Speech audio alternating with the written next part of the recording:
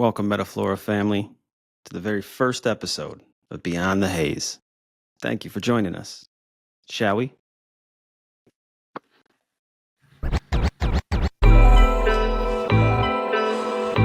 Metaflora Unfiltered presents Beyond the Haze.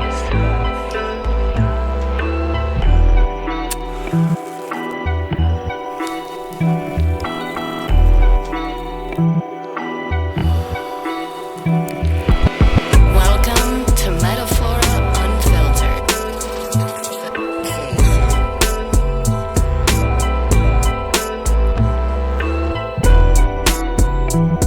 Unfiltered. Trip. Cannabis. Metaflora unfiltered flow. Canna claws tripped out, let 'em know. Gather chain 3 times, let's go. Get the smoke rolling up, start the show. Metaflora unfiltered flow. Canna claws tripped out, let 'em know.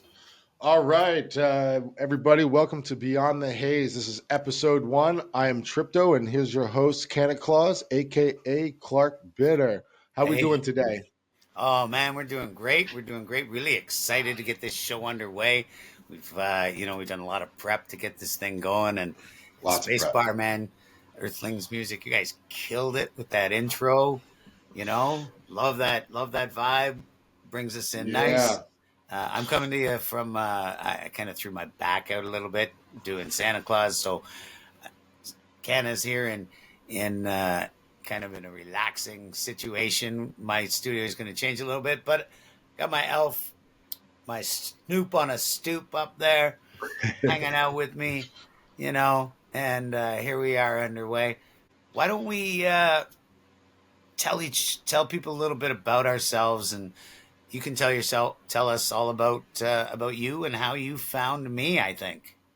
Yeah, well, I'll tell you, I'm a legacy industry member. I've been in cannabis for quite a long time here, and once everything started going legal, I started seeing a new atmosphere and a new presence being formed, not just in California, which is where I reside, and but all over the world, especially recently in the past couple of years here, with the medicinal cannabis really taking a hold throughout Europe, Berlin or Germany going legal just recently, and this is just all going to snowball across the board. So we're really living in a very exciting time right now.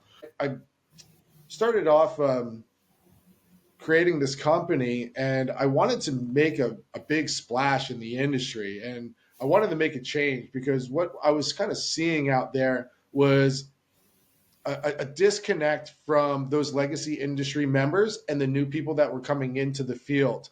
And when I started looking into, who are the faces out there, and we have the music industry, we have actors, and without all these guys, like, we wouldn't be where we are today. And they're still the face of cannabis as we speak. But as I was doing my comb through over the internet, I started coming across Canna Claus. I saw you on X, and I didn't follow you right away. You just kept on popping up through other people just retweeting your stuff, and I just came to know you as somebody who really knew their shit. And so once I started clicking on the things that you've been doing in the past few years, your YouTube, your podcast, and I saw that you can really control a room, and not just control a room, but the amount of knowledge that you had behind the plant. And I could just tell you're an OG, you're a legacy member as well. I knew that I just had to reach out to you. And so I did. And I told you a bit. Yeah, I know. Me too. Yeah. Once we started talking, we just kind of hit it off, and we have such a like-minded mission together here. So I'm really happy that I reached out to you and that you were so accepting of my inbox messages.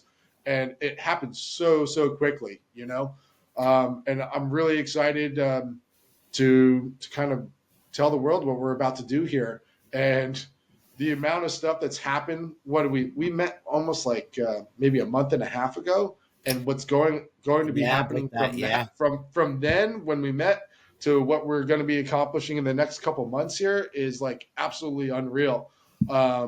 So yeah, tell us a little about yourself there, Canna Claus.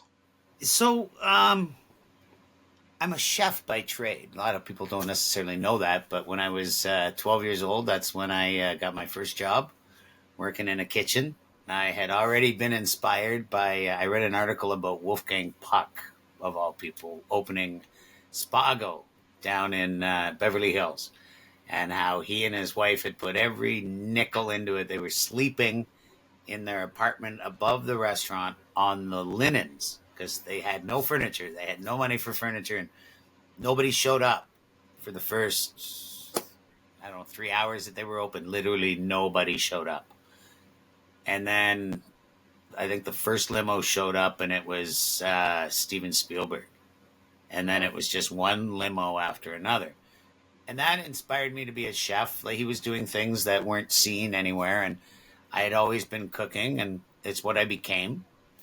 Um, my father is a criminal lawyer. My brother, he runs some airline stuff out in BC. My stepfather, he was one founder of the Toronto Sun, one of the founders of the Toronto Sun newspaper. So I came from some heavy stock, and I wanted to be an artist, and nobody liked that. So shortly after that, I found cannabis. Right after I started cooking, they go hand in hand. Just in case you've ever wondered if any Anthony Bourdain fans out there, if you ever read Kitchen Confidential, you know that if you're at a restaurant and you need some hash, you go ask the guys in the kitchen. Or at least that's the way it used to be, right? If you needed some weed, go ask the kitchen, because the pirates in the pirate ship back there, they know what they're doing. Like, I heard this story of a guy. He's like an acquaintance of an acquaintance, and what he did was he would travel around the country and get kitchen jobs, and he would go and he would be selling weed in the kitchen, and once he got enough customers, he would quit the job and move somewhere else and go to another kitchen. Yeah, this is how he set up customer his building. Yeah, yeah, just customer building. brilliant. Absolutely. So there came a time about 20 some odd years ago that I was waiting for my dad one day, and he was in court. And so I would often go to other courtrooms and catch what was going on. And I knew that there was a big cannabis case there. A gentleman had been arrested for cultivating for the purpose of trafficking, was what they called it here in Canada. And he was fighting it based on the fact that he had epilepsy, and he was growing his own medicine. And he had doctor after doctor come up sit on the stand and back up what he said, which, you know, in the year 2000, that was huge, right? People weren't accepting of cannabis as medicine at all, even here in Canada back then. And the judge sided with him, to everyone's surprise, and threw out the cannabis laws in Canada. Not just the cultivation laws, but the possession laws, and told the government that they had 6 months to rewrite the laws so that this gentleman could grow his own medicine for his epilepsy. And that if they failed to do that, the laws would be vacated, never to be replaced. So we came that close to like court-ordered legalization for recreational and medicinal. But, man! So they rewrote the laws. They tried to make them as stringent as they could. They did allow homegrown only for very select people who got a license to grow it. It was very hard for them to get this license, though? It was, yes. Yeah, at the very beginning. And what year was that around? 2001. Oh, 2001. Okay. Yeah. So they continued. The lawyers in Abbotsford, British Columbia, and Toronto. Paul Lewin was one of the driving forces behind it. They continued to fight and advocate for patients. NORML was a big part of it as well, the National Organization for the Repealment of Marijuana Laws. I guess that we are going to have down the road for sure. Dana Larson was another person who fought hard. But some of the OGs back then were all like, Mark Emery was doing a time for selling seeds across the border into the United States. And I was watching this all sort of happen around me while I was a chef in one of the busiest restaurants in the entire country. Um, and around the scene, from behind the scenes, everyone was smoking pot, be it the NBA players, the musicians, the politicians, the judges. But in the public face of things, it was heroin, right? It was as bad as a drug as you could get your hands on, according to government. But everyone knew better, including the judges sitting there. So when that happened, I was like, that's it. Now I'm going to be formally an advocate. Now I'm going to go on the marches. Now I'm going to really stick my nose out a little more. So I did. I started going to the 420 marches and being a lot more open about my cannabis use instead of hiding it. I would walk down the street, sometimes right in front of the legislature, Queen's Park here in Toronto, smoking a big fat doobie, or I'd sit on the corner of Yonge and Queen with a bong. And they wouldn't arrest me because it wasn't worth their time. But others would see me doing it and see me not getting arrested. Right? Yeah. Yeah. Is this an area that had a large population then? Big city? Or? Yeah, downtown Queen Street it's sort of a hippie area too. There were the hippies originally became famous in Canada, believe it or not, before really San Francisco. Some of the bigger hippie movements were in Yorkville. People like Joni Mitchell, Neil Young, Dylan hung out there in the 60s, right? In the 60s and early 70s, they hung out in Yorkville. It was huge. And when it kind of ritzied up, they moved down to Queen Street. And that's where you have all the people, the artisans peddling their wares on the side of the streets, musicians, buskers, that kind of thing, right? So there was kind of always a waft of cannabis smoke in that area to begin with, all right? The reggae club is down there, lots of music clubs and stuff. So, and I was a chef at one of the restaurants right down there. Much Music is down there, for example, our Canadian version of MTV. So that was all happening back then. And I'd been a grower and a consumer since my teen years back in the 80s. We used to grow out in the cornfield, right? You'd plant it in the spring, and then you'd come back in the fall and hope it was still there.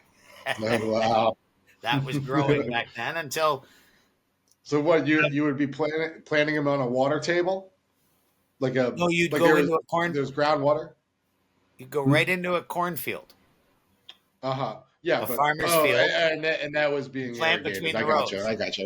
Yeah. You'd figure out where they would drive the tractors so that they wouldn't drive over top of your cannabis. But once their corn got the same height as your clones or your seedlings, boop, in you go. And in some cases, you would take their corn out and replace it because corn has a kind of a root system and they can conflict with each other. It. Yeah. Right. And but you always did the feed corn too, not the human corn.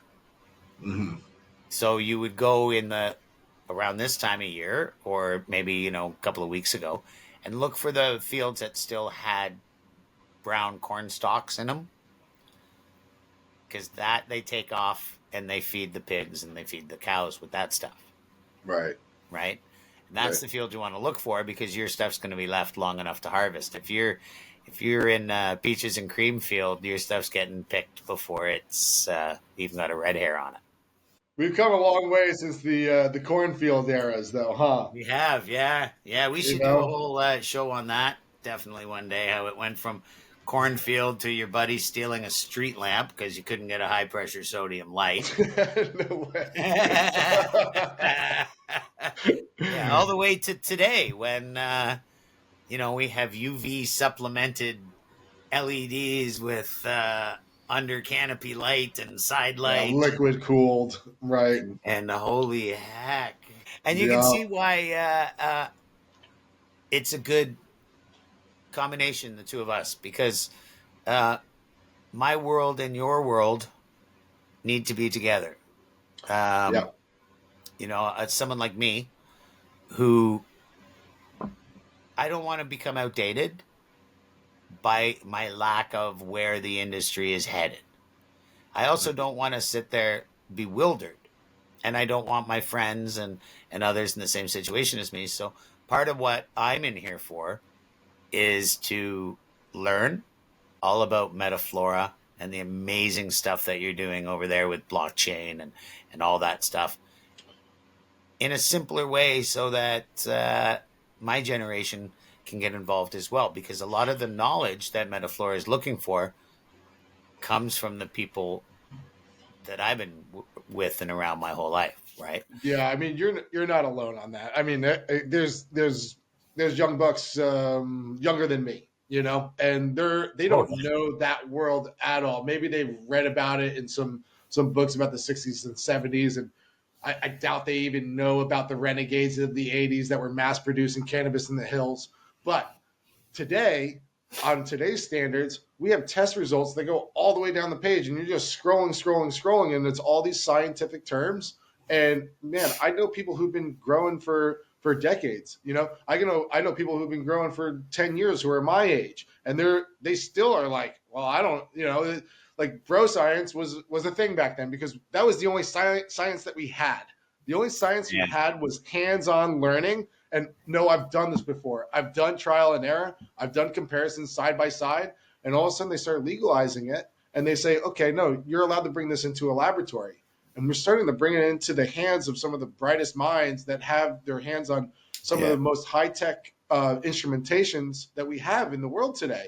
We've never had these types of extractions ever before, No. And so it's very hard for even the younger consumer, let alone somebody who's been in the industry their entire life, that blaze the trail for the rest of us, that blaze the trail for the industry. And that's really why, or one of the top reasons why I created Metaflora, was we needed to have, I saw how fast the industry was going, and we needed to have a historical database that didn't rely on a cloud storage. I've seen somebody before in the past that had this kind of idea before, and I didn't know until I was halfway built with Metaflora, but I started doing a little bit extra research, trying to scrape the internet for as much data as I could, and all of a sudden I'm like, man, I can't access this information. Like, where did it go? Like, this guy was working on this project for years, and it's gone. Like, there's no way for me to access it because he stopped paying for it. It was in the cloud, right? Yeah, so I mean, the blockchain solves all of that. Like, we have a permanent ledger that goes on there. And what the best part about it is, when I'm long and gone, the platform's still going to be there, and it's only going to be in its infancy. Like, we've moved so fast in the last 5 years. We've seen so much crazy stuff come out of the cannabis industry, and we haven't even, it's not even legal in a majority of the world. It's not even legal. Like, in the United States, we have all these states where you're not, you can buy it over here, but you can't pass through the bordering state to get to another legal state.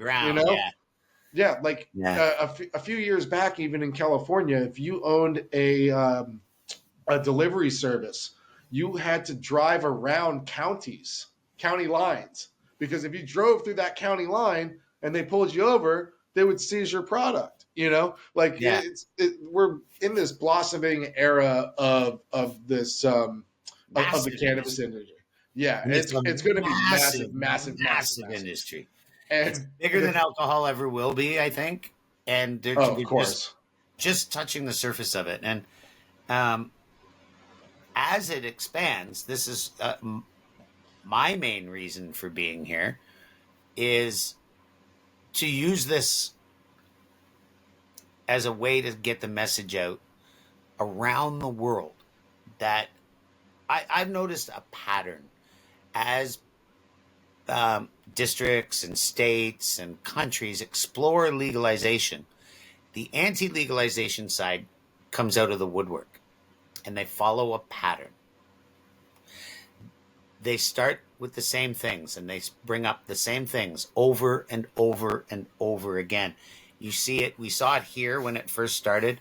The things they bring up are, well, the cannabis of today is much stronger and more dangerous than the cannabis your parents smoked back in the 70s. And they are right. It is stronger. But, our strawberries are bigger too. Yeah, right. For the same reason. It sounds like it's more efficient. Dangerous? No, it's not. So each one of those points that they keep bringing up, and the concentrates that, like you brought up, they don't understand them. Reefer madness has been driven into their heads, but there is an organized effort out there. Don't kid yourself. It's not just grandma and grandpa boomer who are going, I don't know, I don't like the smell. There's a huge amount of them, and the others are exploiting them. Fentanyl in the cannabis-induced psychosis, all these conditions that they've come up with that didn't exist before legalization. And when I say they've come up with, the studies that you were also referencing, they don't use any real, actual double-blind, peer-reviewed medical studies to prove any of these hypotheses, we'll call them, because that's what they are. Cannabis-induced psychosis does not exist. And the reason we know this is after 25 years of medical cannabis being legal in Canada, and after 6 years of recreational cannabis being legal in our entire country. So it's not in a small, isolated community, even as small as a state. And when I say small, I mean geographically. We have huge space in Canada with different cultures everywhere, right across the country. And there's been no increase in mental health conditions in those time periods. Mm-hmm. But there has been an increase in the percentage of people that use cannabis. So there is no causation. You would see if cannabis was causing an increase in mental health issues, you would see a per capita increase in mental health issues across the board. That's right. Because the usage of it has gone up. You don't see that. They have, most of the time what they do is they tend to do a survey. And then they extrapolate data from the survey, and then they extrapolate a conclusion from the data that they selectively chose from the survey so that it says what they want it to say. 100%.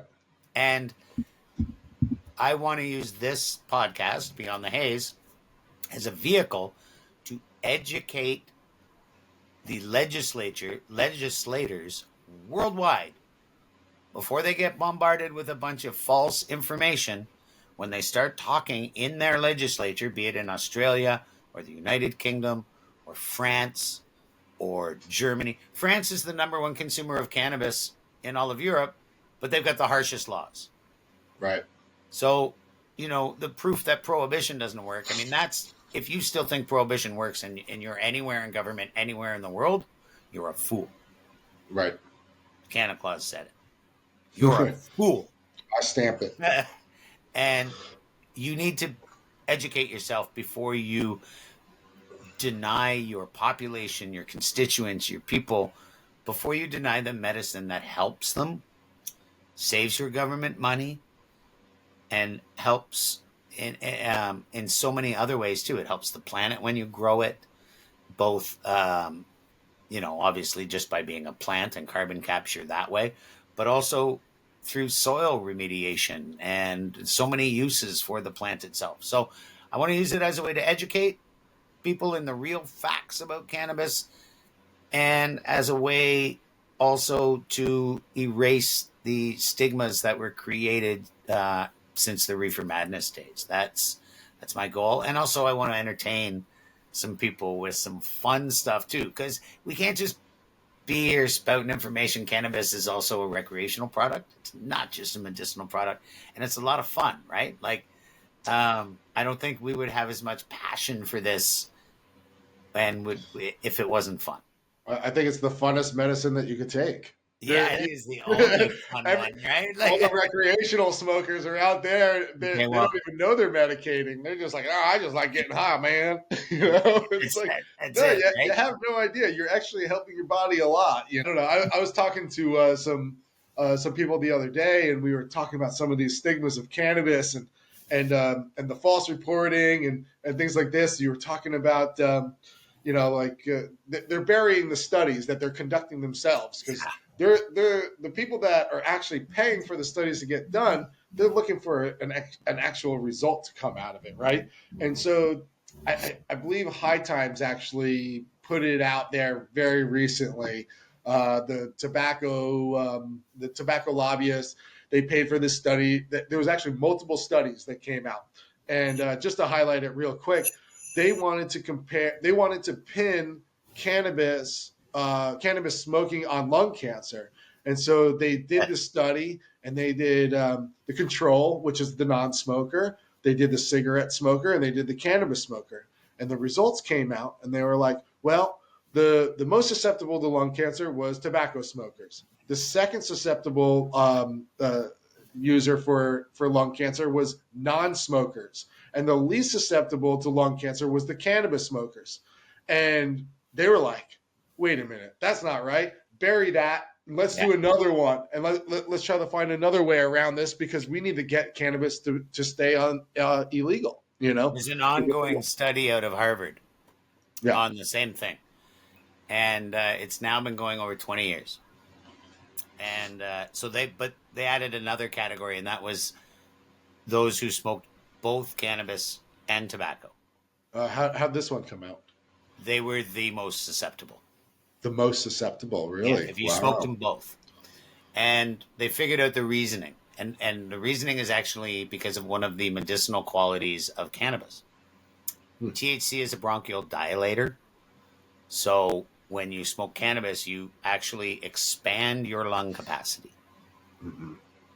Another study out of England was a 30-year study that showed a 50-year-old cannabis smoker compared to a 20-year-old cannabis smoker. Their lungs were bigger and had a bigger capacity. And they were the only one in the entire group that had a larger capacity. If you smoked nothing or smoked cigarettes, your lung capacity was lower as you aged. Right. Cannabis smokers didn't age in their lungs. They got better and were able to have more endurance. So what that causes when you also smoke tobacco is causes the tobacco smoke to penetrate deeper into your lungs. Right. Exposing more tissue to the toxic tobacco smoke, therefore increasing your chances of lung cancer. Okay. Second largest group, of course, was tobacco smokers. Third largest group, people who didn't smoke anything, but they did walk wherever they were sometimes and inhaled car fumes or factory smoke or whatever. Right. And then the last group, the people that smoked cannabis, they still haven't found one yet that had lung cancer. Yeah. Wow. So what does that tell you? Nobody in 20 years that only smoked cannabis, just in this study, they found with lung cancer. So there's a prophylactic effect as well as the cannabis smoke. And there's other studies. I'm sure we will get to them as we go. Well, by the way, quick disclaimer, folks, we are not doctors. No, not at all. Anything we say medically, please do not take our medical advice without consulting your real, true medical professionals. In your case, always do that. We are just really here to steer you in a direction that we think is right. Yeah, totally. It's referencing real life studies that are coming out. This goes back to what we were saying before. Like a lot of us don't even know that we're taking part in this medicinal field here and making ourselves healthier. So if you're out there just trying to have fun and you need to smoke something, do your own research. That's lesson number one all the time. But if this is something that you're curious about and you want to double check, you want to fact check all this, like dive in deeper because when you're out even having fun and doing whatever, you're like in our respects, we're saying that you could be helping out your life being more long term. Oh, you cutting out are. all this other Yeah, stuff that's you're helping happening your. while you're smoking cigarettes. We used to when we were younger, back in the old days, before we even knew what THC was, because I don't think it had been discovered really yet, even then, or that we had an It was just endocannabinoid good grass. system or any of this. It was, we were getting brickweed with stems and seeds in it, and uh, when the hydro and the indoor stuff first came out, we called it wheelchair weed What the- because it made you need a wheelchair, Oh right? my goodness. He said, "I want the weed that puts me in a wheelchair. Give me the wheelchair weed." And now, in my later years, I want the stuff that keeps me out of a wheelchair. That's where I think we've gone from the I want to be put in a wheelchair to I realize this keeps me out of the wheelchair and living Oh, I see what a you're saying. life Yeah. a lot longer. So Yeah. it wasn't just me, it was the entire knowledge of the plant that transformed from, hey man, let's get high, Mhm. to, dude, this will help with that inflammation. And, you want to mow the lawn without suffering and pain afterwards? Here, take this or rub some of this on your fucking back. Right. Right. Right. And we never thought of that when we were making weed brownies back in the day. First time I saw RSO, it wasn't RSO, it was called hash oil, and we were smoking it. Mm-hmm. Right? We were putting it on slicks Right. and smoking it, or on Yeah. a pin. And then when Rick came out and started telling people to eat it, and your cancer would go away, or put it on your skin cancer and put a Right. Band-Aid over it, and it'll harden and fall off. That's right. I was like, really? Exactly. Exactly. You're not real, are you? But then it started to make a little bit of sense because everything else that other people were abusing had a medical benefit. Yeah. Right? Even Yeah. cocaine, it has that anesthetic effect. Mhm. Right? Yeah. So it started to make sense in the teen years when people started saying, hey, I smoke it because it helps with my muscles. And I was like, yeah, the best joint was always the one right after work when I was tense, stressed out from being in the kitchen, hot, sweaty. I couldn't wait to smoke that joint because it brought me down, but not just on a mental level, but also it relaxed my body physically, whereas alcohol wound me up, Right. right, and caused trouble, right? And when I realized that the one that I was always told was the worst of the two was the better of the two, it was life-changing. Yeah, we're living in a different time now. This is becoming a lot more prevalent as common knowledge these days. Everybody knows it. Especially your generation, my generation, the younger generation, and the studies are coming out now that Gen Z, there's a lot less people who drink at a young age. They Yeah. smoke weed, but a lot less people are turning towards alcohol these days. And not to say that it's ever going to go out the window. But or nor should it. It's just everything in moderation. And the other thing too, it's like, do you know why people are drinking alcohol more than they're smoking at the older ages? Is because you get drug tested at work. If you come up positive, you lose your job. But you can go get smashed the night before, and hopefully to get Not here. stumble in through the door the next day. Why they breathalyze you at work? No, they don't drug test you. Oh, they don't drug test you. That's new. Canada, I've talked to so many adults that my elders, Canada, they all say the same thing. They're like, well, if I didn't get drug tested at work, Man. I wouldn't have to drink a bottle of wine when I got home from work every day. I could just smoke one joint and go to sleep. Yeah. But I can't do that. I don't have that possibility. And Unless so everybody wants that stress relief after work. Like you were saying, you were like, I got home from the kitchen and that was what I looked forward to. It calmed me down. It put me back in my place, and I, felt my bliss. But here, yeah. unless you are, unless other people's safety is in your hands at work, then it's against our constitution for you to drug test. So That's awesome. Yeah. We have a privacy act here that really, we have a right based right in our Charter of Rights and Freedoms to personal privacy. And okay, so they don't test for any type of drug use. No, I've never been tested for drug use without my consent. Never. Okay, but if somebody were to show up to work and being not efficient at work, and they suspected that it was drug use, I mean, it would be a term of termination, or what? They could fire them and make the accusation, right? But they better be ready to back it up, and they can't ask for a blood test. Because we also go by burden of proof. It's upon the person making the accusation to prove it. It's not. Yeah. The burden is not on the person who is being accused to prove that they didn't, because you can't prove a negative, right? So just like a police officer. Now, 9 times out of 10, what happens is you get fired and they don't give you a cause. They just give you a check. They say, yeah, it's not working out.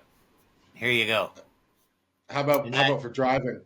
Could the now, police if you swap drive a bus or a train or a plane, then you may be tested. Like I said, if other people's safety is in your hands.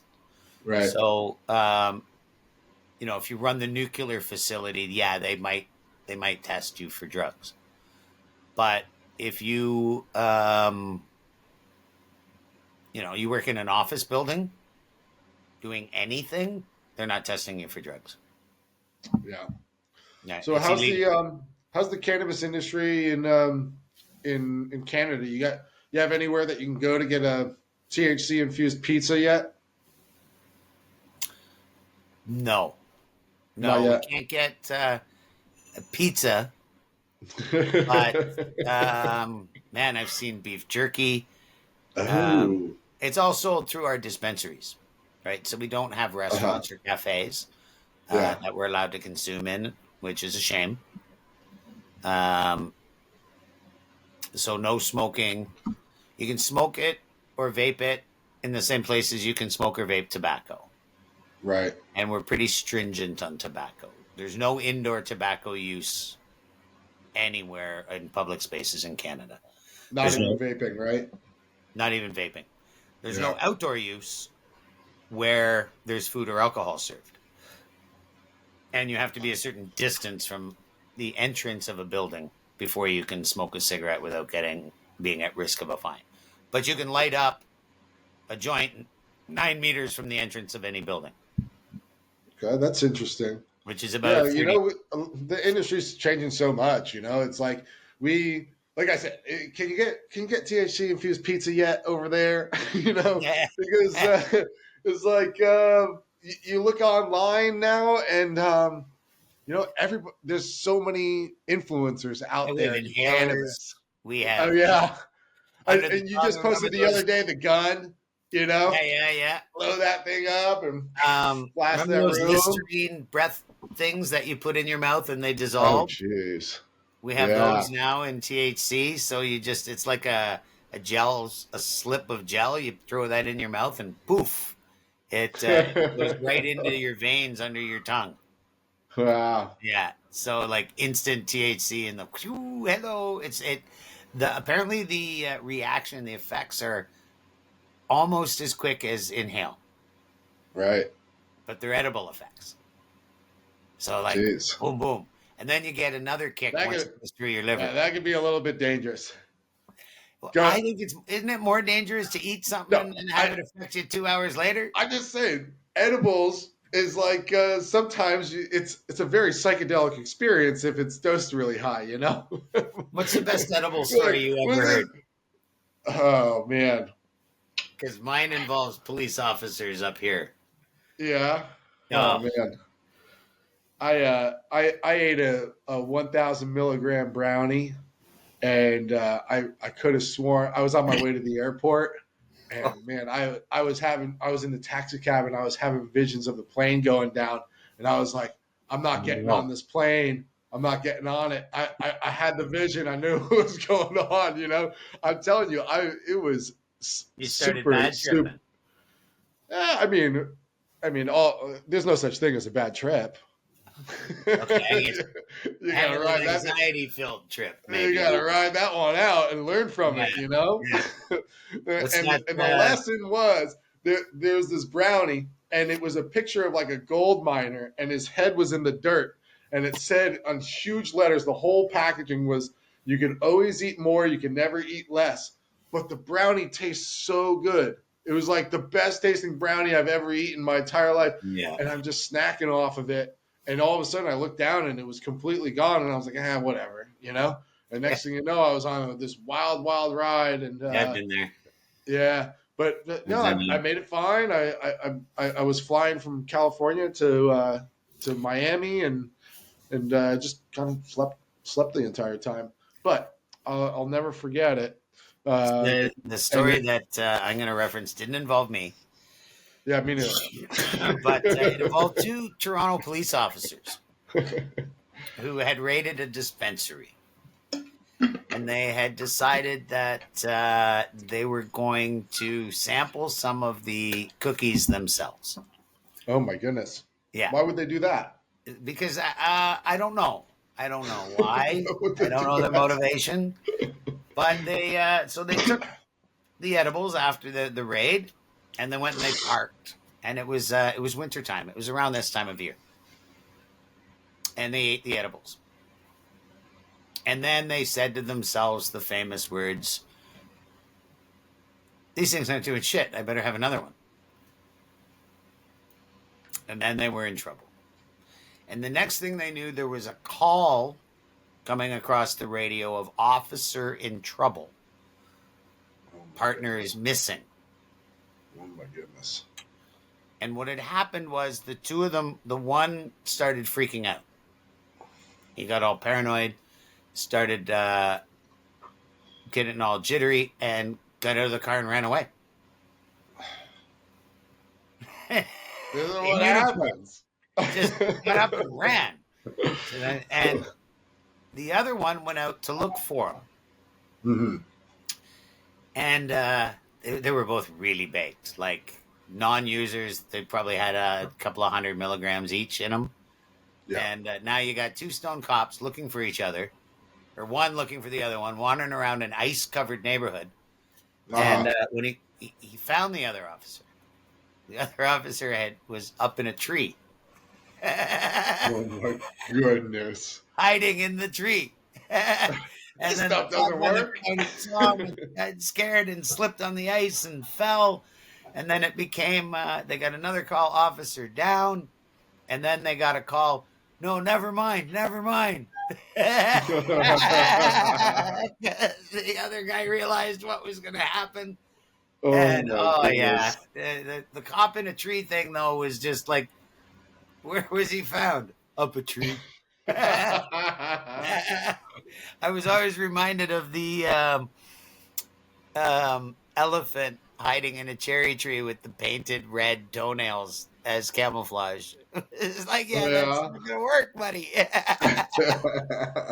That's my best edible third-hand, or second-hand story. But I imagine we're going to be talking about psychedelics quite a bit on the show as well. It's not a major focus, I'm sure. Cannabis is the major focus, but I got a great mushroom story for another show. You we'll touch on that on some more shows coming up here. But it's the new cannabis of California, if you will. It's the next. Consider the cannabis movement a win at this point. We've already changed so many minds about it, and it is going into this medicinal field. We have descheduling right around the corner. We're going to be able to have so many more reports coming out about cannabis. And this next step is a more healthy approach to solving a lot of our human problems. And that's through psychedelics and through medicinal aspects that we've already achieved before. And they just considered it a threat. Yeah. And so we've already seen a lot of turning events, Denver, Colorado, Oakland, California, all these places have already, decriminalized mushrooms. And there's markets out there, and it's getting to be a lot more easily accessible. There's therapies out there. There's doctors that are able to prescribe it nowadays. The results are huge. That's and yeah, exactly. There's some It's ambiguous blazing results away. with cannabis, right? There's Mhm. definitely some ambiguous results with cannabis.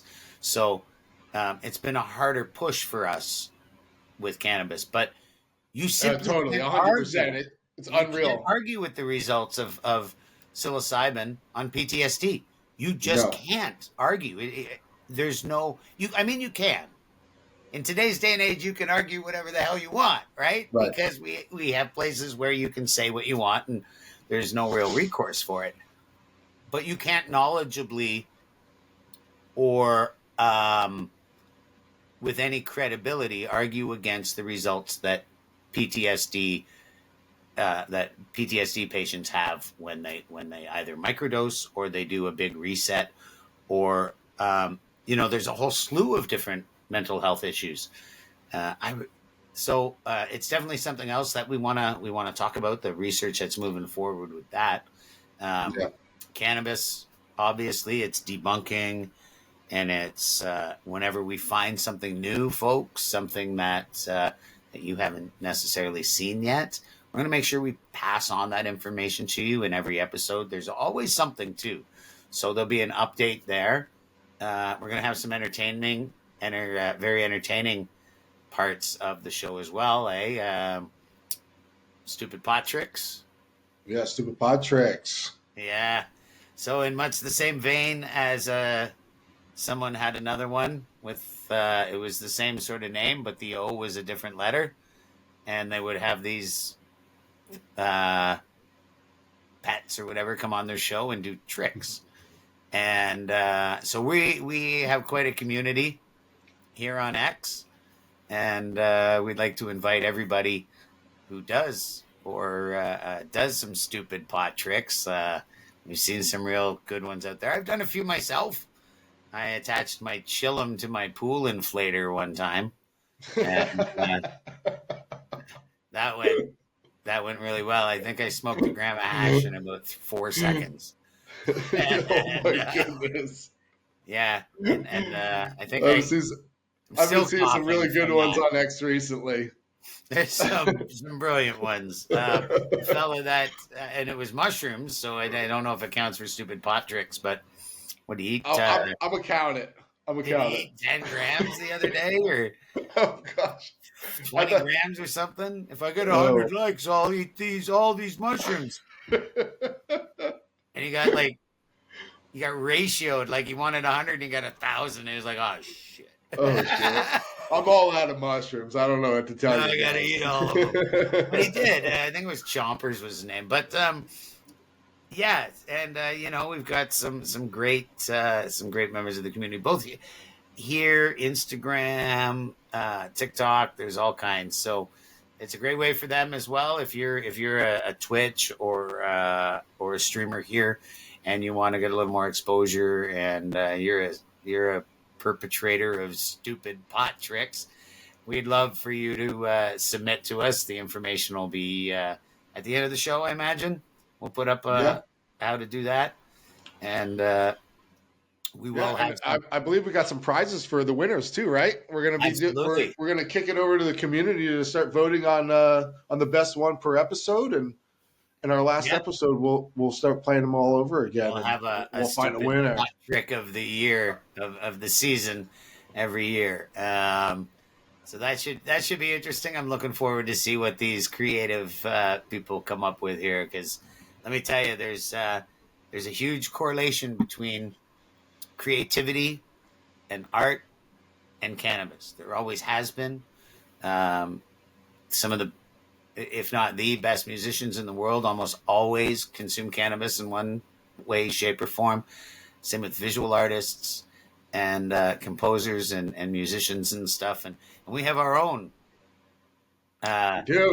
cannabis enthused great musician on here. And Spacebar, Yeah, Spacebar and Earthlings Hey, music. what's going on, fellas? How you doing? Hey. So, tell us a bit Just about yourself and how you came involved here, and then spin something for us.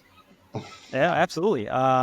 It's funny. I was listening to how you two met, where it was, Tripto coming across something is like, I just got to reach out to him, and kind of snowball effect from there. Ours is kind of similar. You guys held a Twitter space that I jumped in on, and I had learned about the whole Metaflora platform through some of the Gala channels. I've been, kind of a member of Gala Games and Gala Music for a while now, so I knew it was coming down the pipe.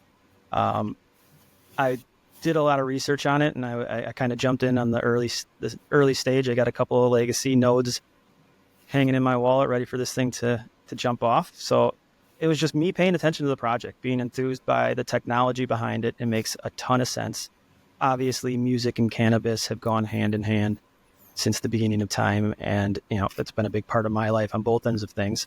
And I had just reached out to him after I'd heard you guys were doing this podcast. He made a little mention on that X space, and I said, hey, if you want custom music, I'd love to make you guys a track for the podcast. That was just, my initial thought, just because I love everything about it. And obviously turned into the intro song, and then reached out and said, you want to be a little bit more involved with the show and beyond the show. And I was all about it. It's, I was like, Web3, weed and music, tell me where, tell me when, and I'm in. So it's an honor and a pleasure to be here. I'm one half of Earthlings music. I go by Spacebar. The other half is Phase 1. I reside in the Midwest in Wisconsin, and the other half is out in the East Coast in Vermont. We go back 20 plus years making music, playing video games, smoking cannabis together back in the college days. It's kind of what brought us together. And we just wanted to make a good push on, we both believe in the future and power of blockchain and Web3. We both make music out of the passion, and that's the main driver. We just want to make good music with good people, build great things with great people. And that's kind of what's brought us here. It's been a really fun, year and a half, 2 years since we really kind of put our weight into trying to create something here, and a brand. And most importantly, we've met some amazing people. I sit here with you two. I'm extremely excited about this podcast and everything we're going to touch upon. Just listening backstage there for the first 45 minutes and relating to a lot of it, laughing about a lot of it too. And it's going to be informational. It's going to be fun. It's going to give a chance for everybody to learn something. And it's going to be a chance for people on the back end to come and utilize the platform and, give their two pieces, and musicians across the board. And yeah, I'm thrilled to be here. I appreciate the opportunity to join you.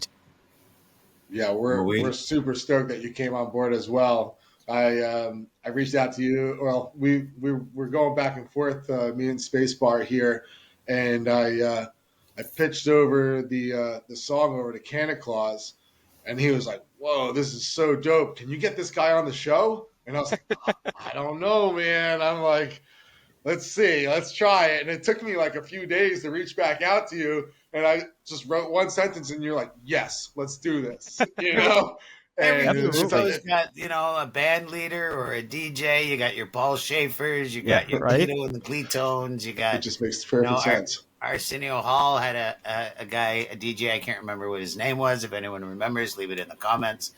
Yep. I call him Ars Hall, but that's. But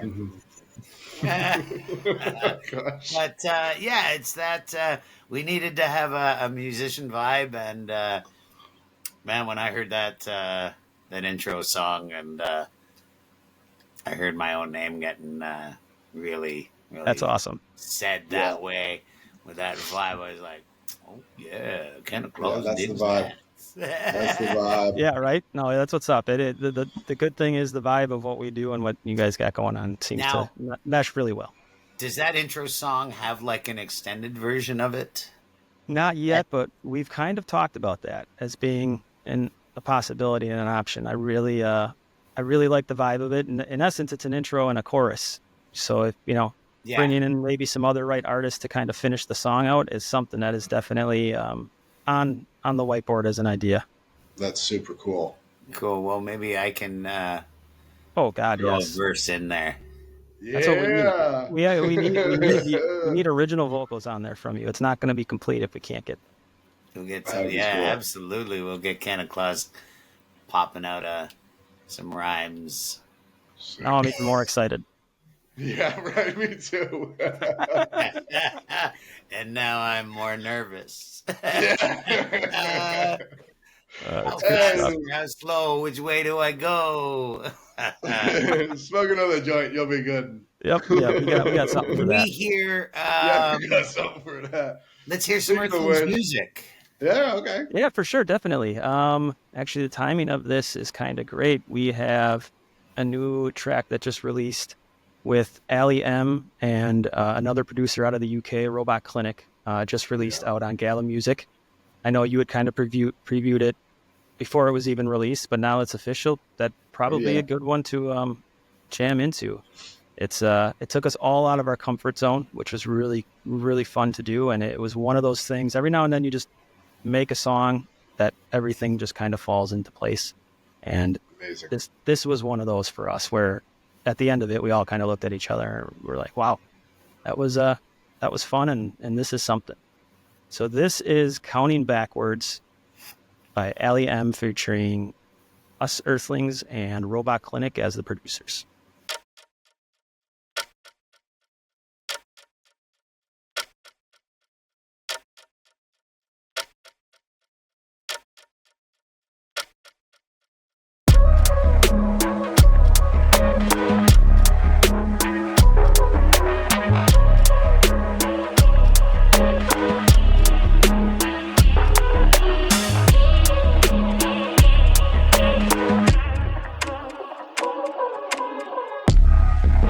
Trip the light that's laden, born like this. Sick inside of patience, forced it. Wicked eyes and faces tore my skin. It's a sign you've made it, poor kid.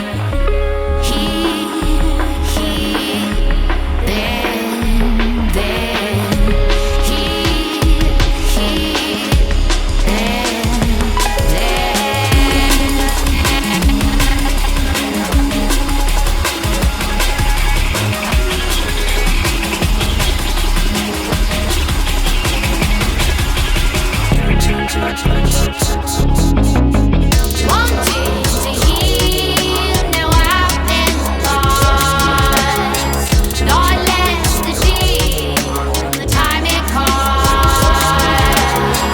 Haunting, reveal the lines that cross.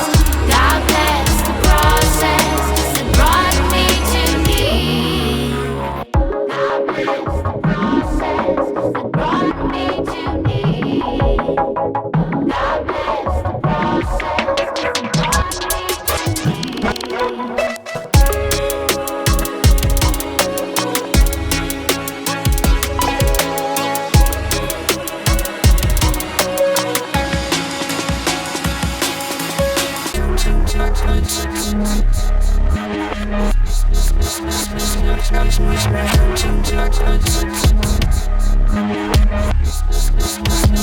me. I'm licking up behind these boys, these washed out. They pick me off the vine and joy squeeze ground. I'm thinking like the blind, these voices calm me down. It fit me for a time, I've fallen out.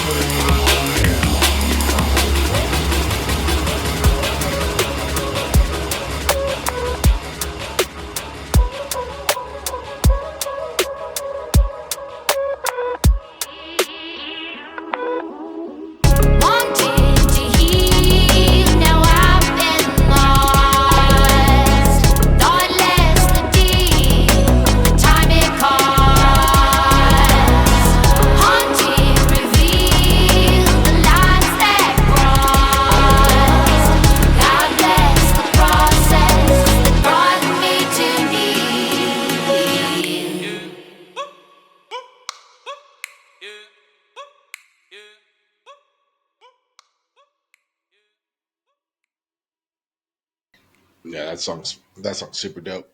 I Oh, I know. dig that. Thank you. I Appreciate spoke that. to Allie recently. I believe she's going to be coming on the show with us as well. That's awesome. And That's yeah, and the we can vocalist. reach out to Robot Yep. Clinic too. We would love to Yeah, have she's them got a come very on as unique, well, man. I can very definitely unique make that voice. happen. Dig it. Yeah. It's kind of haunting, kind of deep. Yeah. Yeah. It was, we had made the beat originally and had sent it to Allie, and she had said, I've always kind of wanted to get into this whole vibe of things. And so I actually flew out to Vermont because we were talking about it. We were going to try to do it over just file sharing, but it was enough was there where I'm like, we need to be in the same room. This has got to be something we all True. vibe off of each other. We got to see each other face to face. Yeah. You can't replace that. And they all agreed. So I flew out to Vermont. Allie's in the Boston area, I believe. So she kind of drove up, wasn't too far for her. Yeah. And yeah, it just, like I said, everything kind of fell into place and it was a lot of fun. Wow. Yeah. Well, I just had some fun listening to it. So Appreciate that. there's that. Yeah. There's that. So, what do you think, guys? Good intro show. Yeah, I'm Anything more you loving wanna it. say? Absolutely. I think we give people a good idea of who we are and what we're looking forward to with this and where we plan to go with it. Um, are we able to talk about that bottle that you're drinking out of there, Tripto? Yeah, we'll have a little bit more coming your way. This is a HiBear water bottle. It's one of our sponsors here on the show, and we'll probably do an unboxing maybe next episode or something like this, and we'll show you a little bit of a trip around the entire thing. But yeah, we got some recipes maybe coming from you, Canada Claus. Yeah, After the show, Yeah, there we go. let's kind of link up because yeah, because See what maybe I can maybe do. I'll do the tea recipe that you were Yeah. telling me Yeah. about, and we can kind of walk everybody through See how all it- the how it different works, functionalities of what this thing Sure. actually does. It's more than just your average water bottle. And It's if HiBear. you're out there and you have a product that you would love for us to showcase on the show, or you want to sponsor with an advertisement, feel free to reach out to any of us through Metaflora or through us directly. And we'd love to send you our advertising package. And we have a founders package that we just put together for the first season. And we'd love to sign some of you up as founding sponsors of this show. We are going to get into, there was one other thing, I think, and I'm going to extend it a bit longer because something happened today and yesterday. And we've talked about it quite extensively. And those Yeah, that it's follow very important. me on X or Twitter or whatever it is you call it or still call it or may call it, or I became aware there was a newspaper article in the National Post that was I saw in my feed about a Canadian. His name's Kevin O'Rourke. He's a 64-year-old man from Mississauga, Ontario, and he was traveling to South Africa. And he had a stopover in Dubai. And he has Addison's disease, and he uses CBD to treat his Addison's. And they flagged his luggage while he was on the stopover in Dubai. And I don't know whether he did his due diligence and background homework and whatnot on Dubai and doing a stopover there or whatever. But I really don't find it all that super relevant because this man was searched in both his luggage and his person, and they found a little bit of CBD flower and some CBD oil. They held a very quick trial, and a week later, he was sentenced to life in prison. And, of course, they denied him his medication when he first went to prison, and while he was awaiting trial, he got a MRSA infection because Addison's is an immune compromises your immune system, and he's had to have 2 large chunks of flesh cut out of him from the MRSA infection, and he's been put back in to the prison with open wounds. I've read nothing about this. He was sentenced on Halloween on October 31st, and more than a month has gone by, and there's only been one newspaper article, and not like front page news. And sometimes it's who gets arrested and where they get arrested. I guess, but I remember not too long ago there was a huge uproar over an WNBA player getting arrested for a recreational vape pen in Russia. Now, this is not a superstar name or anything, but to his family, he's a superstar. Yeah, To his children, he's a superstar. that's right. To his wife, he's a superstar. He's a Canadian citizen, so I've reached out to the different levels of government that I can. I made a post yesterday and I tagged our prime minister. I tagged Donald Trump. I tagged Joe Biden. I tagged a few other people and asked them to spread the word. And one of the people that we reached, and we reached rather quickly, is connected directly to the family. They put up they sent me some more information on it. So I posted that yesterday, and that was the page of bringkevinhome.com. If you want to get a quick synopsis of what's going on here, go there.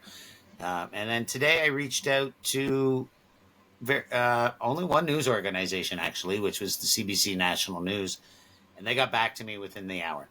So they really want to do a show, a story on this. They can't believe that nobody's aware of it.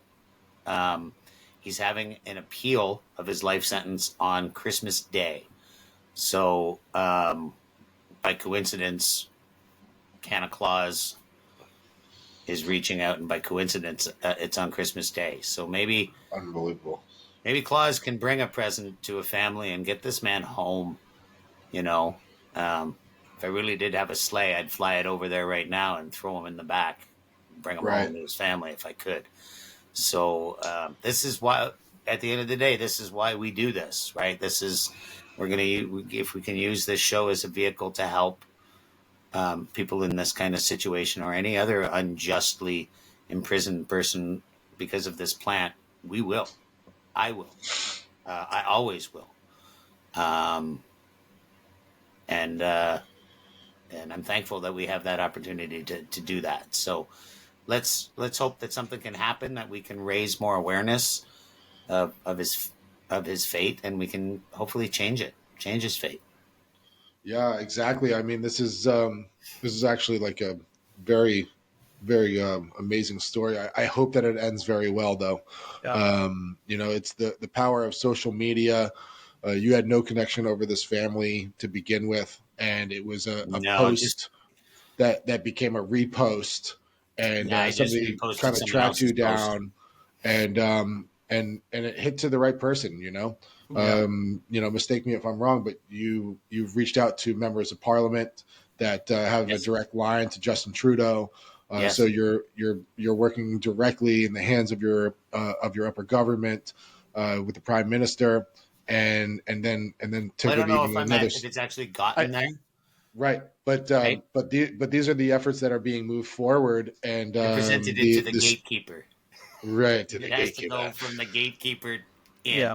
Yeah. So after this show, I expect, or I'm expecting that you're going to be calling the lead reporter back on this, because you were telling me before the show that they want to be releasing this thing as soon as possible. I mean, it's crunch time right now, so if we can kind of like reach out to our viewers here and kind of retweet this cause that Santa Claus has is bringing to awareness, I think that we can really make this ripple into a wave here and bring this guy home. Again, this was something that just started off as a simple X post, and it snowballed all the way up the chain right now. And we have a national news channel that's going to be working with Santa Claus here to bring awareness, and hopefully before this date happens on the 25th, we can have the guy deported back to his home country and back to his family. Like you said, it's a life debilitating illness, and it was a layover flight. He was on his way to somewhere where it was already legal. I read some of the comments, and a lot of them were, I'm sorry, but they were a bit ignorant. The guy is nothing to blame when he has something on him that is completely harmless, and it's for something that keeps his life going. We just want to make sure that that we're putting this out there and onto the airwaves. And if you're listening, let's do all we can to assist in Put pressure in on making the right Dubai. thing Yeah, happening. Absolutely. Put pressure on Dubai's Dubai. Exactly. Dubai makes sure they have a lot of oil, but they're transitioning to a tourism economy, and they have a huge tourism economy. Right. And I don't like to push negatives, but from Dubai's perspective, the more awareness we raise of things like this, the less people are going to want to travel there. And maybe they will 100%. change their ways and stop persecuting people. At least get some consistency. At the very least, get some consistency, because other people have been in exactly the same situation, and they took their CBD oil and said, "Go along, move along." Exactly. And this guy's got to spend life in jail. Life. Exactly. Yeah, And it probably won't even last that long. Anybody. But, I mean, I hope that's not true, but it's something that he needs, and they've taken it away from him. And I'll tell you, I mean, when they're looking to be a global hub for businesses as well. And when I was launching Metaflora, I was confronted by VCs saying, "Hey, we'll give you some money if you move your company to Dubai." I'm like, it's a cannabis company, first of all. Yeah. Like it is a crypto company, and they are a huge hub for crypto. It's one of the biggest events of the year going to Dubai. But you can be a cannabis company in crypto, there? But just don't bring any cannabis here. Right. Can I even talk about it? Probably. And this is, as long as you're bringing money in on the victim side of it. Yeah. Right? And then I'm going to get followed with men in suits back to my hotel room, I'm sure. Right. White robe. But yeah. No suits. But yeah, I get you. Yeah. Right. I'm not interested in going anywhere like that. I really am not. I mean, I am. If it wasn't but if it wasn't for this, exactly. Yeah. I understand exactly where you're coming from, 100%. Because I would love to go there and see all this crazy architecture and of course, all this stuff that they've done. But very much so.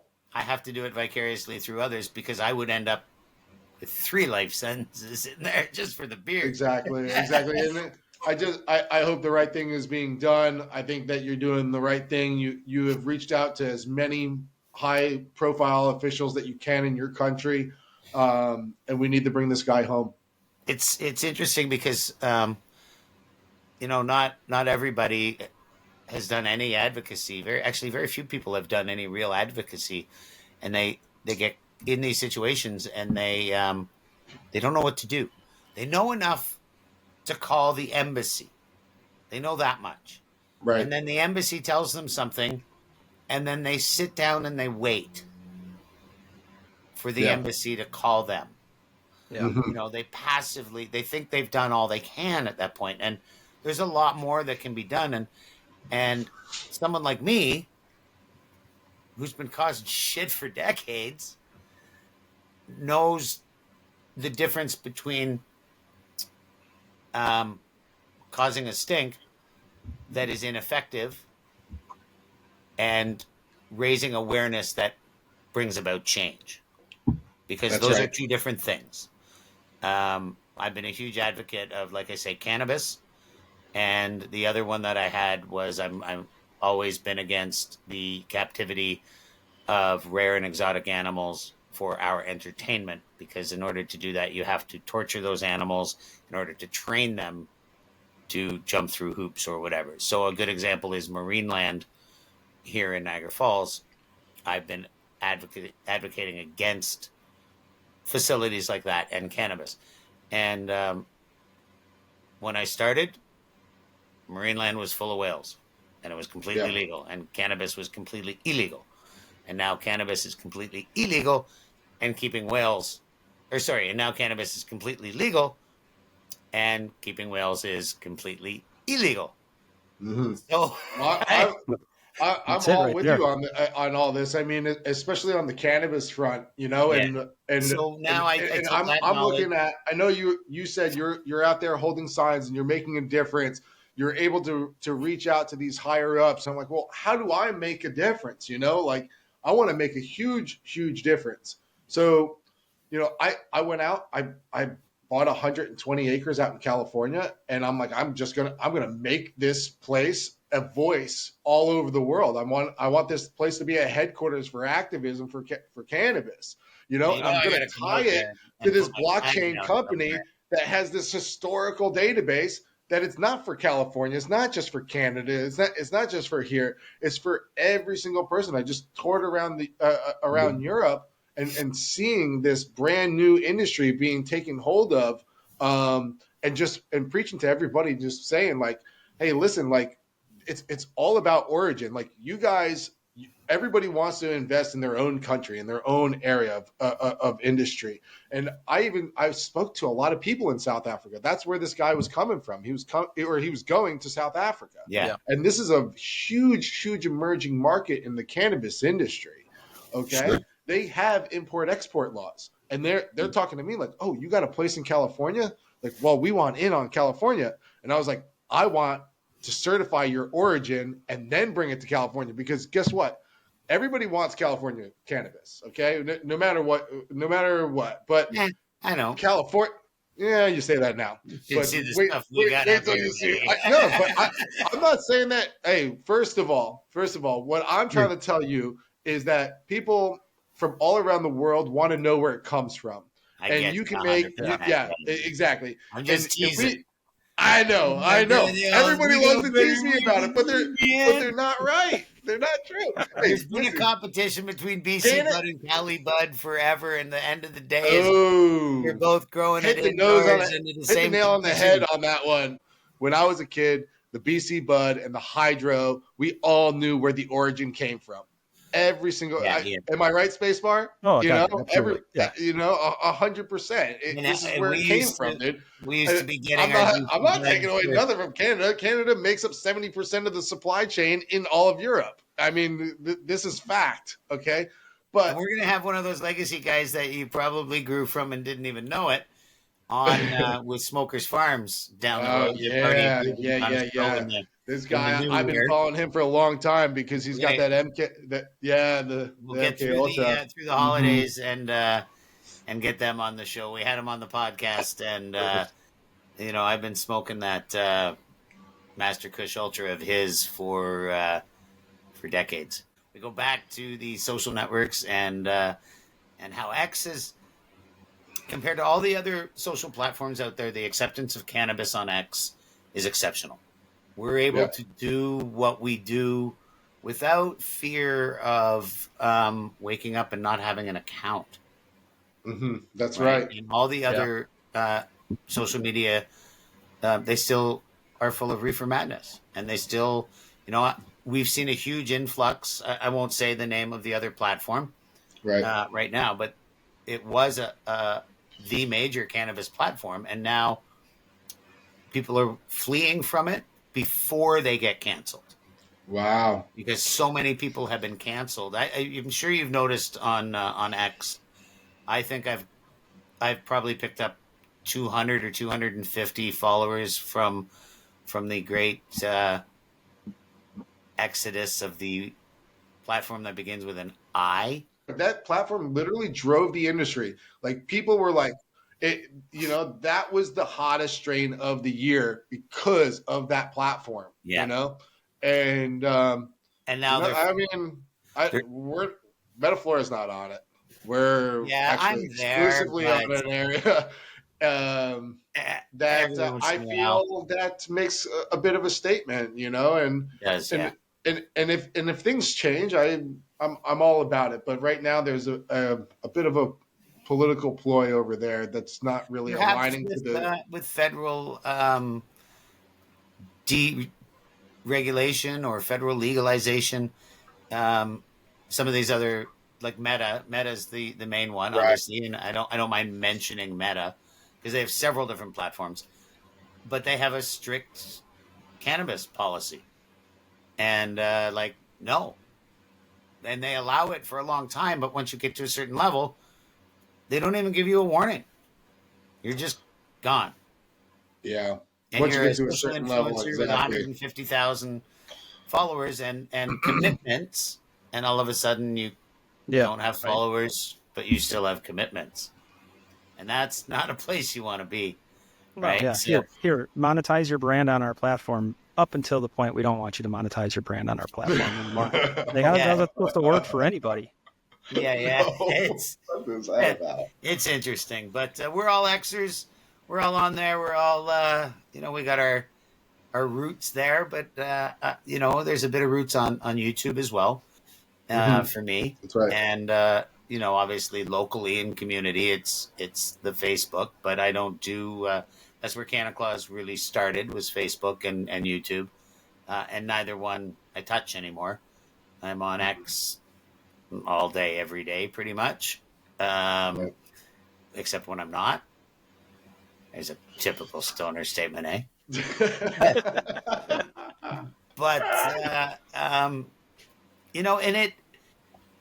there's criticisms of it, like there are with everything else. But one of the things I love about it the most is you can filter your own content and you can steer it to what it is. I did predict that there would be far less political stuff once the election was over. I wasn't sure that would actually happen, and it has. Yeah.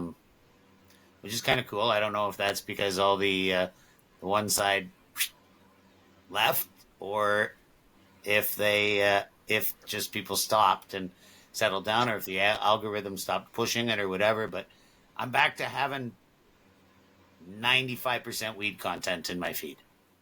Yeah, me too, actually. So it's nice to see. Listen, guys, I'm about ready to wrap it up here. How about you? Yeah, sounds good. If you guys like what you hear, check out metaflora.xyz. We have our node sale going on right now. There's going to be a link here down at the bottom.